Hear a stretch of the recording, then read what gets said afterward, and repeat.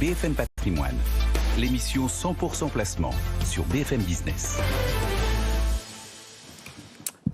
Nous sommes jeudi, il est 11h moins le quart, moins 10, et on retrouve donc Jean-François Filiade. Bonjour Jean-François. Bonjour. Pour Marché Gagnant, votre sujet cette semaine. Allez, la bonne humeur est revenue en plateau. Écoutez, je voudrais commencer par répondre à Guillaume Sommerer. Parce que hier, dans BFM Bourse, notre ami s'est permis de dire qu'il y avait à boire et à manger dans mes coups de gueule. Alors tout ça, en fait, il a voulu faire un bon mot parce que j'avais déjeuné avec son interlocutrice le midi même.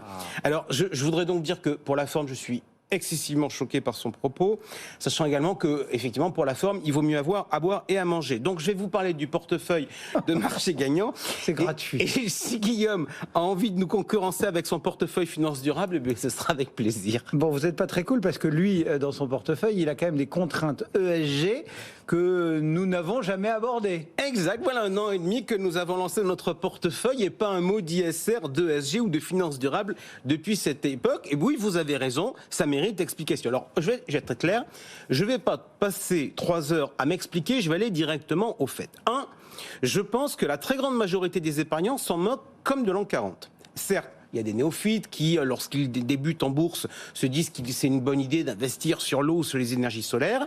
Je ne leur jette pas la pierre, mais ils découvriront vite les atouts de la diversification. 2, la finance durable, telle que présentée par la place, est, je vous dirais, une vaste fumisterie, un enrobage marketing pour attirer les capitaux. Alors, premier exemple, il existe sur la place des produits structurés finance durable.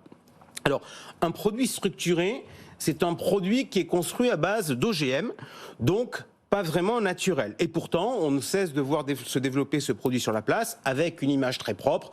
J'ai tendance à dire marketing quand tout nous tient. Autre exemple, on connaît bien, puisqu'on l'a en portefeuille, c'est Orpea. Alors officiellement, c'était parfait. Et ça nous donne quelque part une certaine vision de la finance durable. Toucher des aides de l'État pour accroître sa rentabilité sans être dans les clous des cahiers des charges des aides de l'État, eh bien c'est de la finance durable. Bref, voler à la collectivité, c'est un modèle. Alors, fin janvier, d'ailleurs, vous avez pu constater, j'étais passé outre la consultation de la communauté pour dire qu'il fallait passer un ordre de vente sur Orpea. C'était non seulement parce que je pensais qu'il n'y avait pas de rebond durable envisageable, mais aussi parce que ça me faisait un peu mal d'encourager ce genre de pratique. Bref, j'aurais tendance quand même à vous dire que la finance durable, dans sa mode actuelle, c'est un peu une sorte de dictature intellectuelle à géométrie variable. Pourquoi ? Parce qu'on vient de voir le changement avec la guerre en Ukraine sur un certain nombre de secteurs, je pense notamment à l'armement, et dire en plus qu'à partir de cet été, il va falloir sonder les clients sur leurs préférences ESG, je vous dis... Bon, donc on n'est pas prêt d'aborder le sujet. Si, on l'abordera un jour, mais a priori dans le programme éducatif qu'on a, c'est pas à très court terme. Je pense que la façon la plus emblématique de le faire, ça sera lorsque l'on traitera le secteur de l'énergie, pour voir si notre position actuelle, c'est-à-dire CGG, position que vous aviez tirée au sort lors de la création du portefeuille, doit être conservée ou pas. On fera donc ça avec les auditeurs, les téléspectateurs et les internautes, à l'occasion d'un débat qui sera emblématique, mais à court terme, d'un point de vue pédagogique, je pense qu'on a d'autres priorités. Ça veut dire quoi ? Quelles sont ou quelle est votre priorité du moment ? Le portefeuille, il a été lancé début 2021. Nous sommes 1 an et demi plus tard et nous affrontons notre premier bear market. Alors, autrement dit, un marché baissier. Alors, en économie, la convention pour considérer que l'on est en récession, c'est d'avoir 2 trimestres consécutifs où la croissance économique mesurée à travers le produit intérieur brut est négatif. Eh bien, en bourse, par convention, on considère que l'on est dans un marché baissier dès lors que l'on a perdu plus de 20% par rapport au dernier plus haut. Bref, premier constat, c'est une information rétroviseur et en rien une prévision. Bon, parce qu'on rappelle qu'effectivement, on était sur les 7003 et quelques, donc 20% au-dessus, il y a quelques mois, c'était en tout début d'année.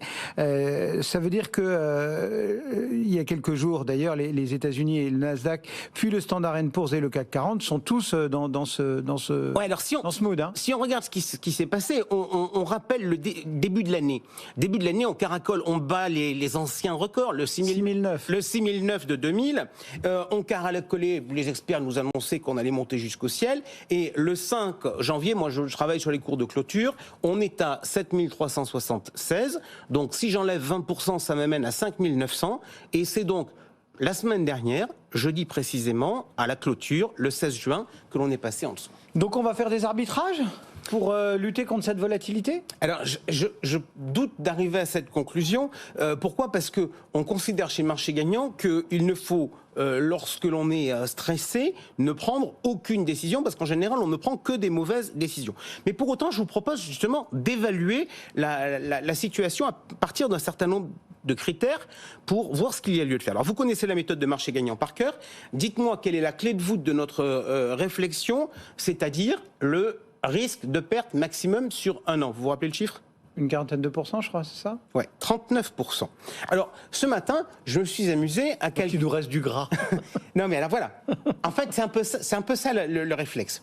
Je me suis amusé à regarder, dans la tendance, l'évolution du CAC 40 sur un an par période. Alors, je pars... Si je regarde le chiffre au 31 décembre dernier, j'arrive sur une performance de 1 an qui est de 28%, puisque c'était la performance du CAC 40 sur l'année 2021. Donc, après, on constate qu'on navigue entre 15 et 30% de performance sur un an jusqu'au mois de février. La courbe baisse, elle passe en négatif à compter du 7 mai. Et sur la base des cours d'hier, je suis sur un recul sur un an de 9,7%.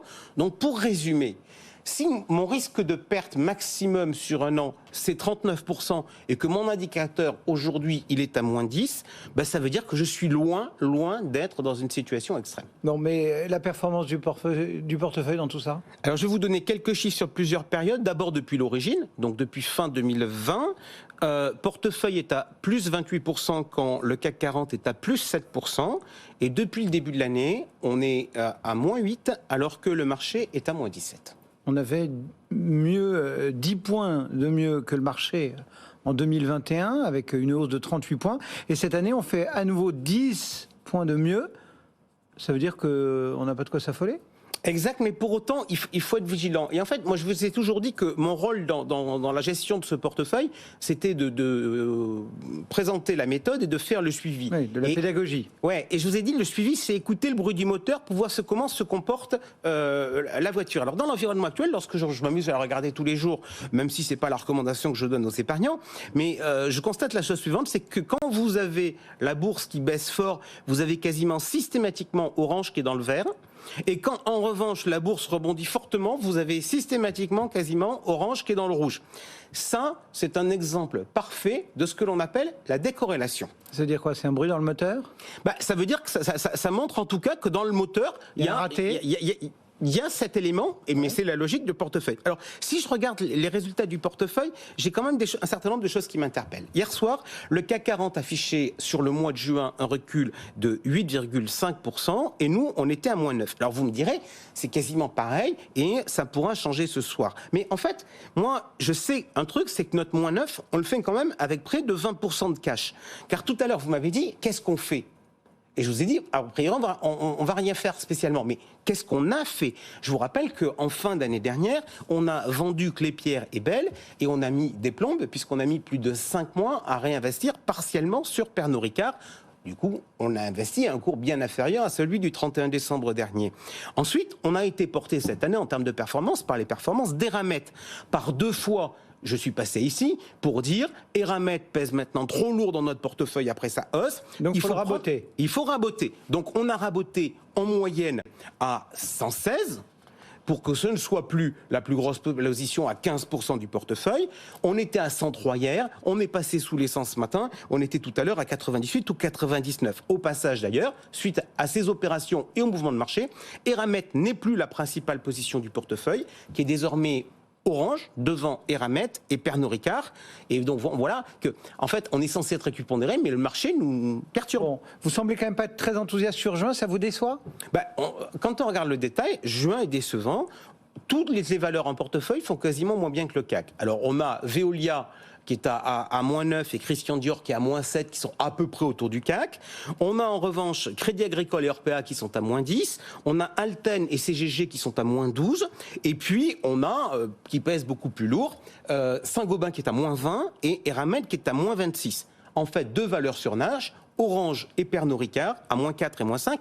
Et vous noterez que Orange et Pernod Ricard sont des valeurs qui ont été choisies par la communauté lors des débats que l'on avait organisés sur la consommation de base et sur les télécoms. Bon, donc vous mettez un petit coup de pression à nos auditeurs, à vos internautes, car actuellement vous avez ouvert le débat sur le site Marché Gagnant sur le secteur de la santé pour savoir quel impétrant allait remplacer Orpea. Ouais, et derrière le propos du jour, je pense qu'il faudra prendre en compte la couleur que l'on veut donner au portefeuille. Mardi, à l'occasion du sommet BFM Patrimoine, j'ai vu des épargnants qui m'ont dit « mettez du L'Oréal ou de l'Interparfum dans le portefeuille ». Alors je leur ai répondu que pour chez Marché Gagnant, la logique c'était pas d'empiler des titres, mais de gérer des équilibres. Donc vous l'avez dit, c'est aux épargnants de jouer sur le secteur de la santé, avec toujours le choix de dire « on y va » en choisissant une valeur, ou le choix de dire, finalement, on n'y va pas. Stop ou encore, quoi. Exactement. Bon, pour vous, ce sera encore. On se retrouve tout à l'heure en fin d'émission pour répondre à toutes vos questions. N'hésitez pas à nous écrire